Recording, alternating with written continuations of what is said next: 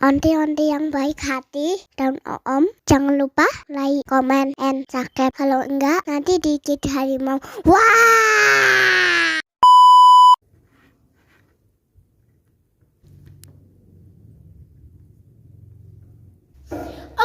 Oke teman-teman, mana ya teman-teman? Iya ya teman-teman,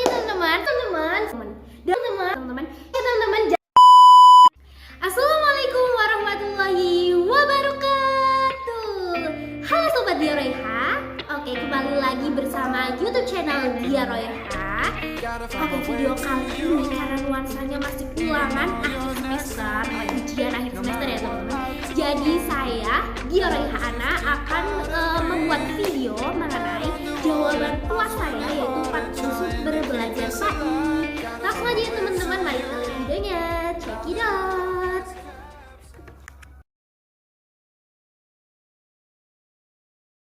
Oke teman-teman semua, langsung saja akan aku share soal nomor 1.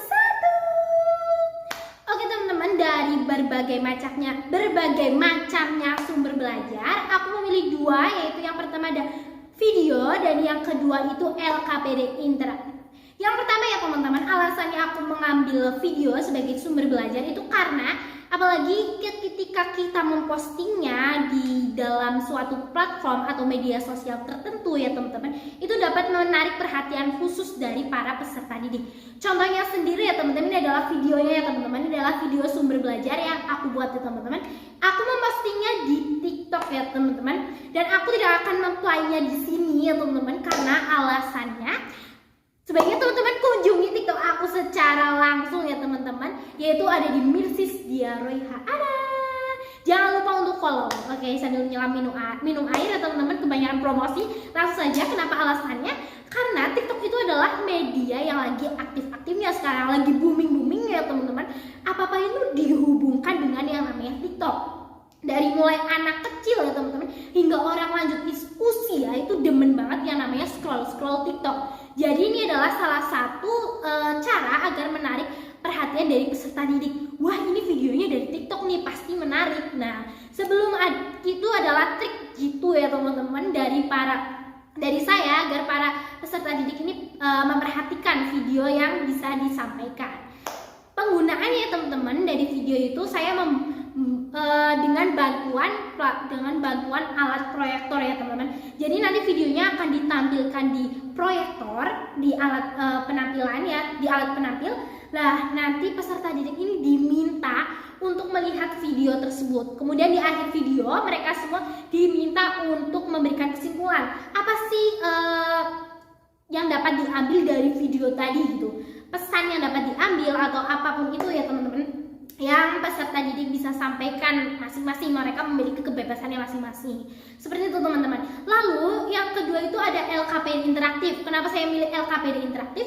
Walaupun pembuatannya ini sedikit rumit ya teman-teman, para guru ini diminta untuk lebih teliti, lebih memperhatikan lagi ya teman-teman. Tapi menurut saya ini adalah salah satu yang bisa digunakan ya teman-teman, dan cukup efektif ya teman-teman digunakan.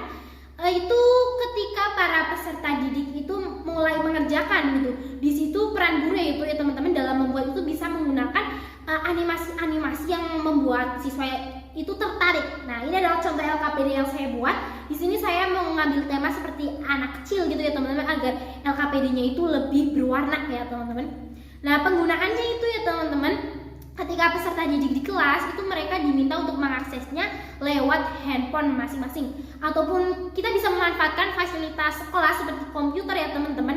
Nah, nanti mereka semua diminta untuk mengakses lalu mengerjakan LKPD tersebut. Nah, sebelum mengerjakan ini siswa sebaiknya diberi pengajaran dulu, kayak guru itu menjelaskan atau apapun itu tentang materi sebelum siswa mengerjakan. Nah, seperti itu teman-teman untuk jawaban soal nomor 1.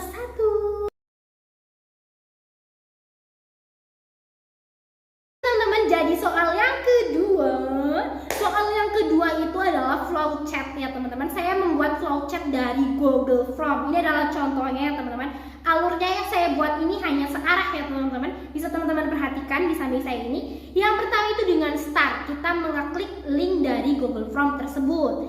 Nah, kemudian kita diminta untuk mengisi data seperti kayak nama, identitas, atau bahkan email ya teman-teman. Nah, selanjutnya itu kita cek ulang apakah data yang kita masukkan itu sudah benar atau belum. Kemudian berhasil masuk, nah barulah kemudian bisa mengerjakan soal. Setelah soalnya bisa dikerjakan ya teman-teman, bisa mengklik selesai.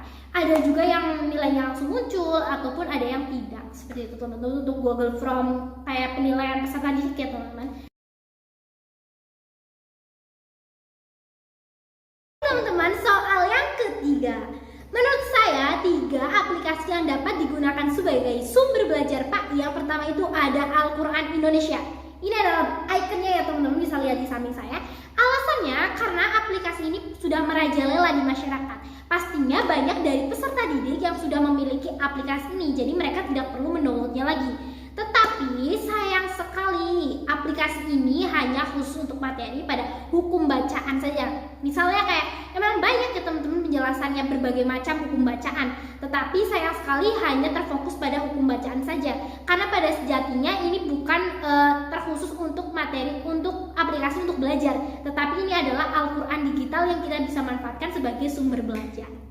Oke, yang kedua itu ada PAI dan BP kelas 4 Merdeka. Seperti ini di samping saya ikonnya ya teman-teman. Ini adalah aplikasi yang di dalamnya berisi modul-modul pengajaran PAI. Dan kelebihannya ini sudah update loh teman-teman. Ini sudah kurikulum Merdeka, kurikulum yang sedang ada pada saat ini, yang sedang beredar saat ini ya teman-teman. Tetapi kekurangannya ini terlalu menonton loh teman-teman, karena di dalamnya ini hanya ada materi, hanya ada modul-modul saja, kayak tidak ada permainannya, seperti itu teman-teman. Oke, yang ketiga itu ada belajar Al-Quran plus suara. Ketika siswa itu bermain itu sangat tertarik ya teman-teman, kita bisa mengkombinasikannya, yaitu belajar dengan bermain melalui aplikasi ini teman-teman. Seperti di samping saya ini ya ikonnya. Oke teman-teman, itu kelebihannya dari aplikasi ini karena banyak sekali permainannya, itu yang permainan yang mendidik teman-teman. Tetapi ada kekurangannya karena pengajarannya itu kurang teman-teman. Jadi terlalu banyak kuis-kuis dan game-gamenya itu sampai pembelajarannya itu kurang. Seperti itu teman-teman. Oke teman-teman, tadi itu adalah jawaban aku mengenai UAS sumber belajar PAI. Oke teman-teman, semoga video itu bermanfaat bagi teman-teman semua.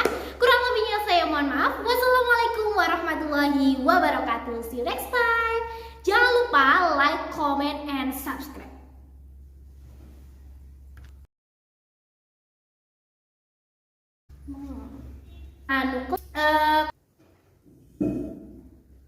Jangan lupa like, comment, and subscribe. Apa? Nggak tahu. Seperti itu. No matter what I do, your heart is drifting